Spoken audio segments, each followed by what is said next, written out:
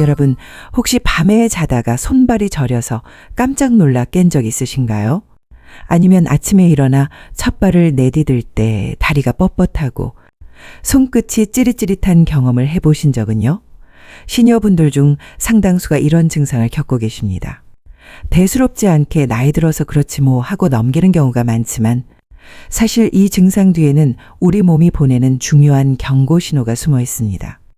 단순히 피곤해서 혹은 잠을 잘못 자서 생긴 저림이 아니라면 혈액순환 장애, 신경압박, 심지어는 뇌졸중 같은 큰 병의 전조일 수 있기 때문입니다. 실제로 진료실에 오시는 어르신들 중 많은 분들이 처음에는 그냥 손발이 차갑고 저린 정도로 시작하셨습니다. 하지만 그 증상이 점점 심해져서 걷기가 힘들어지고 젓가락질조차 어려워지는 경우도 있었습니다. 심한 경우에는 다리에 혈액이 잘 흐르지 않아 조금만 걸어도 종아리가 터질 듯 아프고 몇 분 쉬어야 다시 걸을 수 있는 상태까지 오기도 했습니다. 여러분께서는 혹시 그런 경험 없으신가요? 사람은 누구나 혈관과 신경이 건강해야 일상생활을 유지할 수 있습니다.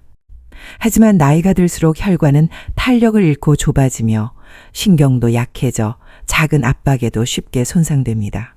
게다가 우리 생활 습관, 예를 들어 오랫동안 의자에 앉아있는 습관, 과도한 음주와 흡연, 운동 부족, 기름진 음식 섭취 등이 겹치면서 손발 저림과 혈액순환 장애가 더 빨리 찾아오게 됩니다.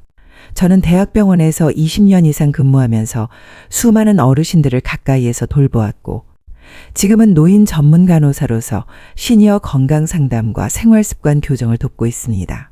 제 경험으로 볼 때 손발 저림 증상은 결코 가볍게 넘어가서는 안 되는 문제입니다. 왜냐하면 초기의 생활 관리만 잘해도 충분히 개선되거나 늦출 수 있는 반면 방치하면 돌이킬 수 없는 합병증으로 이어질 수 있기 때문입니다. 예를 들어 70대 초반의 한 어르신은 손끝이 찌릿거리고 발바닥이 불에 데인 것처럼 아프다고 호소하셨습니다. 처음에는 신경통이려니 하고 진통제만 드셨는데 결국에는 당뇨 합병증으로 인한 신경 손상으로 진단받으셨습니다.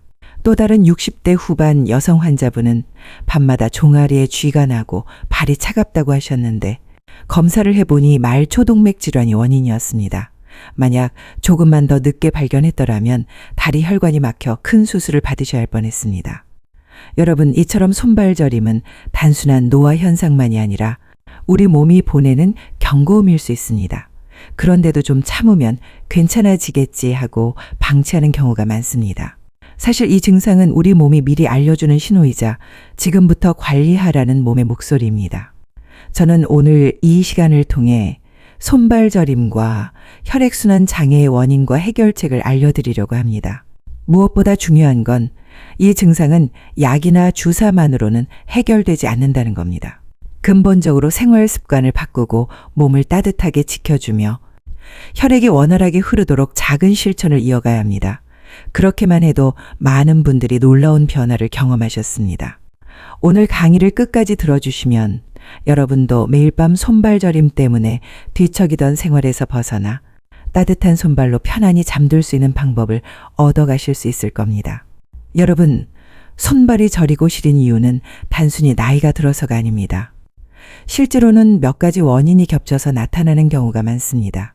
제가 오랫동안 환자분들을 돌보며 가장 자주 확인한 5가지 원인을 알려드리겠습니다. 첫째는 혈관의 노화와 동맥 경화입니다. 나이가 들면 혈관벽이 점점 딱딱해지고 그 안에 콜레스테롤 같은 찌꺼기가 쌓이면서 혈액이 제대로 흐르지 못합니다. 마치 수도관 안에 녹이 쌓여 물줄기가 약해지는 것과 똑같습니다. 손발은 우리 몸에서 가장 끝부분에 있기 때문에 혈액 공급이 조금만 줄어도 바로 차갑고 저린 증상이 나타납니다. 실제로 말초동맥 질환 환자분들을 보면 걷다가 다리가 뻣뻣해지고 쉬어야만 다시 걸을 수 있는 증상을 호소하는데 이는 혈관이 좁아져 혈류가 원활하지 않다는 신호입니다. 둘째는 신경압박입니다. 손발이 저린 이유가 꼭 혈관만은 아닙니다. 목이나 허리에 있는 신경이 눌려도 손끝, 발끝까지 찌릿한 신호가 전달됩니다. 흔히 목 디스크나 허리 디스크가 있을 때 이런 증상이 생깁니다. 예를 들어 목뼈 사이 신경이 눌리면 손끝이 저리고 허리에서 신경이 눌리면 발바닥이나 종아리에 전기가 오는 듯한 느낌이 생기죠. 저희 진료실에도 이런 이유로 오시는 분들이 꽤 많습니다. 처음엔 혈액순환 문제라고 생각하고 혈액순환제를 드시다가 효과가 없어서 오시는 경우도 있습니다. 셋째는 만성질환, 특히 당뇨병입니다. 당뇨는 혈관을 약하게 만들 뿐 아니라 신경에도 직접적인 손상을 줍니다. 그래서 당뇨 환자분들은 손발이 저리고 감각이 둔해지는 당뇨병성 신경병증을 많이 겪습니다. 실제로 혈당 관리가 잘 안 되시는 분들은 발바닥이 화끈거리거나 바늘로 콕콕 찌르는 듯한 통증을 호소하시기도 합니다. 당뇨가 오래되면 이런 증상이 더 심해지고 작은 상처가 생겨도 잘 낫지 않아 심각한 합병증으로 이어질 수 있습니다. 넷째는 잘못된 생활 습관과 자세입니다. 오랫동안 의자에 앉아 다리를 꼬고 있거나 좁은 의자에서 몸을 구부정하게 오래 있으면 다리나 손에 혈액이 잘 돌지 못합니다. 또한 스마트폰을 오래 보고 목을 앞으로 숙이고 있으면 목뼈가 뻣뻣해지면서 손저림으로 이어질 수 있습니다. 겨울철에 손발이 시린 분들은 대부분 혈관이 약해서 그렇다고만 생각하시지만 사실은 생활 습관이 원인인 경우도 많습니다. 다섯째는 체온 저하와 혈액점도 상승입니다. 나이가 들면 체온 조절 능력이 떨어져 손발이 쉽게 차가워집니다. 특히 추운 날씨나 냉방이 강한 여름철에도 손발이 저리다고 호소하는 분들이 많습니다. 또 혈액이 끈적해지는 고지혈증, 탈수 상태가 되면 혈류가 더 느려지면서 손발까지 피가 잘 돌지 않습니다. 여러분도 아마 겨울철 찬 바람을 쐬면 손발이 유난히 시리고 밤에 쥐가 잘 나는 경험을 해보셨을 겁니다. 이 5가지 원인은 따로따로 작용하기도 하지만 동시에 겹쳐지면 증상이 훨씬 심해집니다. 예를 들어 당뇨가 있는 분이 혈압까지 높고 게다가 겨울철이라 혈관이 수축하면 손발 저림은 더 심해질 수밖에 없습니다. 그래서 저는 항상 환자분들께 이렇게 말씀드립니다.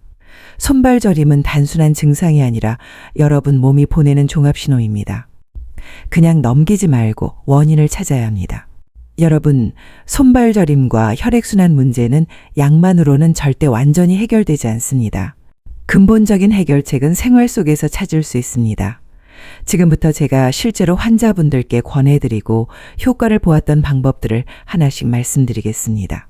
첫째는 생활관리, 특히 규칙적인 스트레칭과 걷기입니다. 손발 저림이 있는 분들은 움직이지 않고 가만히 계시는 경우가 많습니다. 하지만 오히려 몸을 움직여야 혈액이 돌고 신경이 살아납니다. 매일 아침 손가락과 발가락을 펴고 쥐는 동작을 30회씩 해주세요.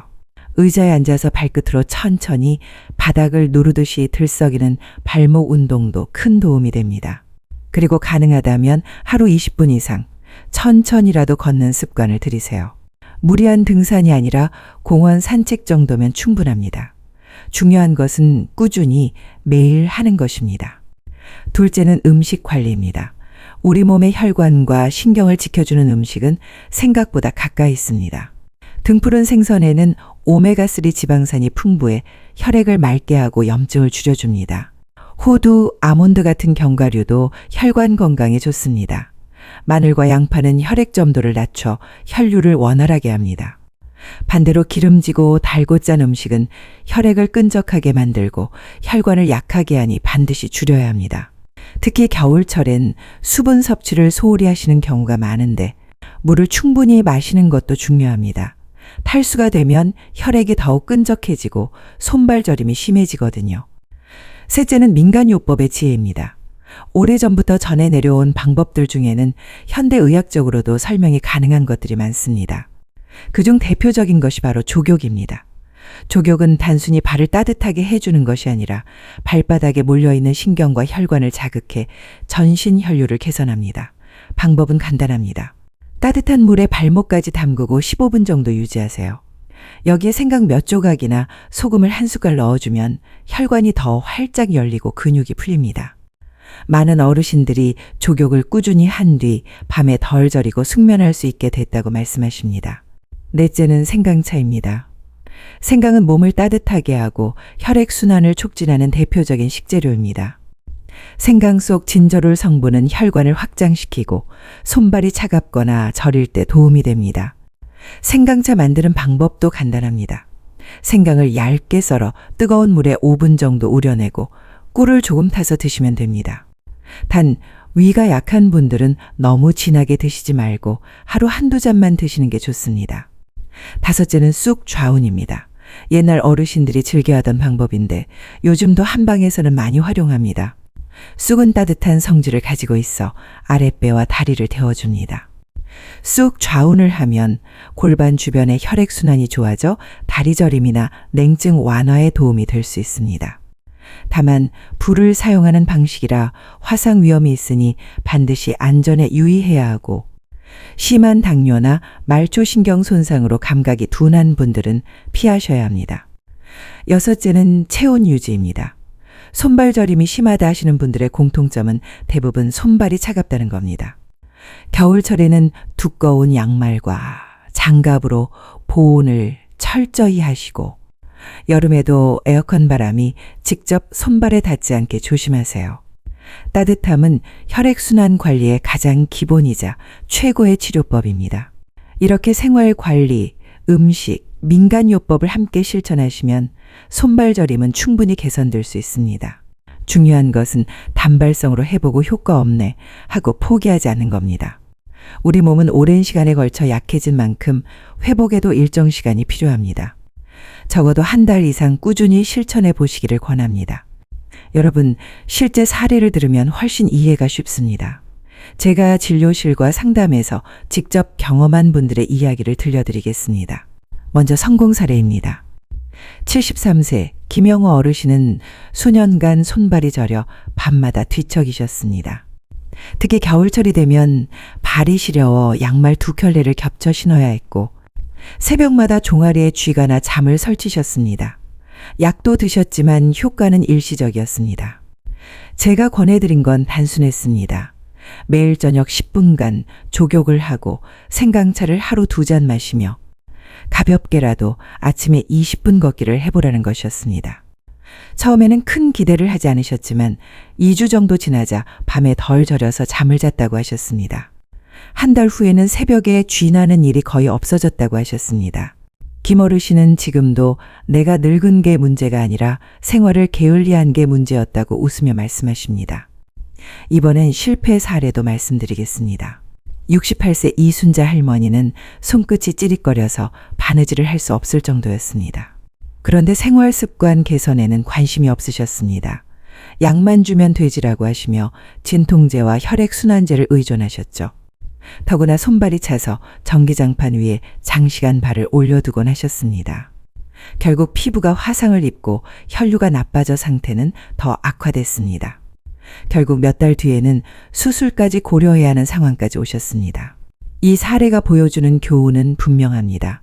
손발 저림은 약에만 의존해서는 해결되지 않고 스스로 생활 습관을 바꿔야 한다는 겁니다. 그렇다면 이 방법들을 실천할 때 꼭 지켜야 할 주의사항은 무엇일까요? 첫째, 피부 상태 확인입니다. 족욕이나 온찜질, 소주, 생강 같은 외용요법을 활용할 때는 반드시 피부 상태를 확인해야 합니다. 상처나 염증이 있는 부위에 적용하면 오히려 자극이 되어 해로울 수 있습니다. 둘째, 과유불급의 원칙입니다. 좋은 방법도 과하면 독이 됩니다. 족욕을 하루 3번, 한 번에 40분씩 하신다는 분이 계셨는데 피부가 건조해지고 혈압이 불안정해졌습니다. 적정선은 하루 한 번, 15분이면 충분합니다. 셋째, 기저질환 관리입니다. 당뇨, 고혈압, 심장질환이 있는 분들은 반드시 주치의와 상의하면서 생활요법을 병행해야 합니다. 혈당이나 혈압이 잘 조절되지 않으면 손발 저림은 절대 호전되지 않습니다. 넷째, 효과에 대한 현실적 기대입니다. 어떤 분들은 하루 이틀 했는데 왜 안 낫지? 하십니다.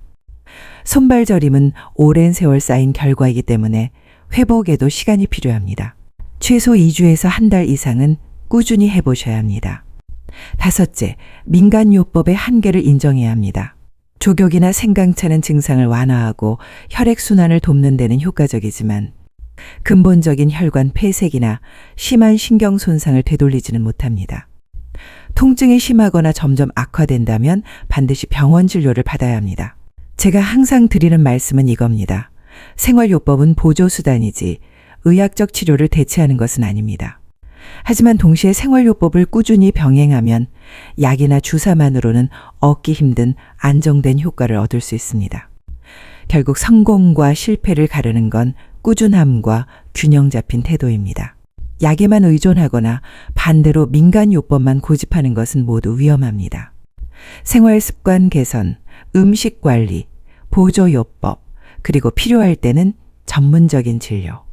이 네 가지가 함께 갈 때 비로소 손발저림 문제는 근본적으로 해결될 수 있습니다. 여러분, 손발저림과 혈액순환 문제는 단순한 증상이 아닙니다. 우리 몸이 보내는 작은 경고 신호입니다. 지금은 단순히 손끝이 찌릿하거나 발이 저린 정도일지 몰라도 이것이 오래 지속되면 신경 손상이나 혈관 질환으로 이어질 수 있습니다. 그렇기 때문에 생활 전반을 돌아보고 꾸준히 관리하는 것이 무엇보다 중요합니다. 먼저 체중 관리입니다. 체중이 늘어나면 혈액순환이 방해받고 혈관에 더 큰 압력이 가해집니다. 실제로 체중을 2에서 3kg만 줄여도 손발저림이 완화되는 경우를 자주 봅니다. 무리한 다이어트가 아니라 식사량을 조금 줄이고 가공식품을 피하는 것부터 시작해 보세요. 작은 변화가 큰 차이를 만듭니다. 둘째, 규칙적인 운동입니다. 걷기, 스트레칭, 가벼운 근력 운동은 혈액순환을 돕고 근육을 튼튼하게 만들어 신경과 혈관을 보호합니다. 매일 30분 걷기가 어렵다면 아침, 저녁으로 10분씩 나누어 걸어도 됩니다. 중요한 것은 꾸준함입니다. 셋째, 금연과 절주입니다. 흡연은 혈관을 수축시켜 혈류를 방해하고 음주는 신경에 직접적인 손상을 줄 수 있습니다. 당장은 즐거움일지 몰라도 장기적으로는 손발저림을 악화시키는 원인이 됩니다. 넷째, 수분과 체온 유지입니다. 우리 몸의 혈액은 90%가 수분입니다. 물을 충분히 마시지 않으면 혈액이 끈적해져 혈류가 느려집니다. 또한 손발이 차가운 분들은 항상 보온에 신경 쓰셔야 합니다. 겨울철뿐만 아니라 여름에도 에어컨 바람이 직접 손발에 닿지 않도록 조심하세요. 다섯째, 정기적인 건강검진입니다. 손발저림의 원인이 단순한 혈액순환 문제일 수도 있지만 당뇨, 고혈압, 동맥경화, 디스크와 같은 큰 질환의 신호일 수도 있습니다. 그렇기 때문에 정기적으로 혈액검사, 혈압검사, 신경혈관 검진을 받아야 안심할 수 있습니다. 마지막으로 저는 항상 이렇게 말씀드립니다. 건강은 하루아침에 무너지는 게 아니라 매일 쌓이는 작은 습관에서 무너지고 또 회복된다. 오늘 말씀드린 생활 습관들을 하나하나 실천하신다면 손발저림은 점차 줄어들고 혈액순환은 원활해질 것입니다. 여러분의 내일은 오늘의 선택에 달려 있습니다. 지금 이 영상을 보시는 순간이 바로 출발점입니다. 오늘부터라도 족욕을 시작하고 물 한 잔을 더 마시고 10분이라도 걸어보세요. 이런 작은 실천이 쌓여서 1년 뒤, 5년 뒤 여러분의 삶은 훨씬 더 건강하고 활기차게 변해 있을 겁니다. 저는 수많은 어르신들이 생활 습관을 바꾸면서 놀라운 변화를 경험하는 것을 지켜봤습니다. 몇십 년간 약에 의존하던 분이 족욕과 걷기를 꾸준히 하면서 진통제를 줄였고 손발이 차서 겨울이면 집 밖을 나가지 않던 분이 지금은 손주들과 함께 공원을 활보하는 모습을 볼 때 저 역시 큰 보람을 느낍니다. 여러분도 할 수 있습니다. 나이가 문제가 아닙니다. 마음만 먹으면 지금 이 순간부터 변화가 시작됩니다. 이제 마지막으로 부탁드립니다. 이 영상이 도움이 되셨다면 구독과 좋아요는 영상 제작에 큰 힘이 됩니다. 또 혹시 주변에 손발저림으로 고생하시는 부모님, 친구, 이웃이 계시다면 이 영상을 꼭 공유해 주세요. 여러분의 작은 클릭이 누군가의 삶을 바꾸고 건강을 되찾게 할 수 있습니다. 건강은 나 혼자만의 것이 아닙니다. 가족과 이웃, 사랑하는 사람과 함께 누려야 할 소중한 자산입니다. 여러분 모두가 손발저림 없는 편안한 삶을 누리시길 진심으로 응원합니다. 감사합니다.